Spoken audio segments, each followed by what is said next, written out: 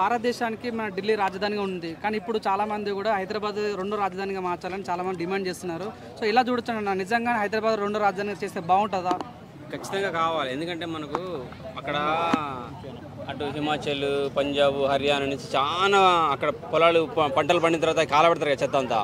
ఆ గాలి మొత్తం ఇటు ఢిల్లీ మీదకి వస్తుంది. ఎందుకంటే ఇప్పుడు మనకు ఢిల్లీ మెయిన్ రాజధాని కాబట్టి. సో పొల్యూషన్ తోటే కాదు, అటు బార్డర్కు దగ్గరగా ఉంటాయి ఆ రాష్ట్రాలు.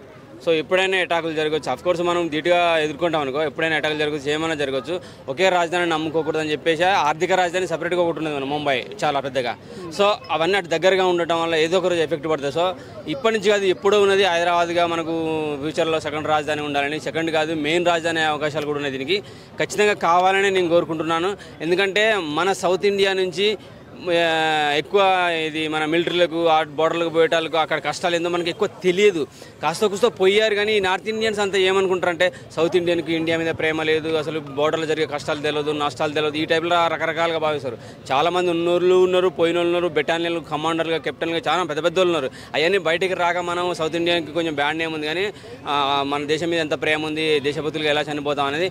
సో ఈ పట్టుదల పెరగాలి. మన హైదరాబాద్ కనుక ఫ్యూచర్లో రాజధాని అయితే మన సత్తా, తెలుగుడి సత్తా అయింది, సౌత్ ఇండియన్ సత్తా ఏంటో కూడా ఇండియాకి తెలుస్తుంది పూర్తిగా. ఖచ్చితంగా రాజధాని కావాలని నేను కోరుకుంటున్నాను.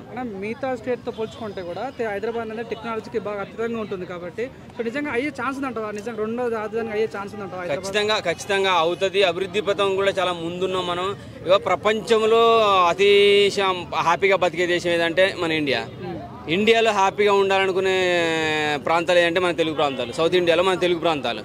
సో ఇటువంటి ప్రాంతాలు ఉన్నప్పుడు ఎవరికైనా ధైర్యం. ఇప్పుడు చూడండి, జస్ట్ ఎవరి కోసం ఆతంకులు, వాళ్ళ కోసం వీళ్ళ కోసం బయట దేశాల కోసం ఎత్తుకుతే ఎంతమంది ఉన్నారు. ఇదే విదేశాల వాళ్ళు, బంగ్లాదేశ్ నుంచి, పాకిస్తాన్ నుంచి, ఇతర దేశాలు మస్తు మంది ఉన్నారు. సో ప్రతి ఒక్కడి హ్యాపీగా బతకగలుగుతుండ్రు. ప్రపంచ స్థాయిలో ఉండే ప్రతి ఒక్కడి బతుకు. ఇప్పుడు హైదరాబాద్లో మాత్రం చాలా మంది ఉన్నారు.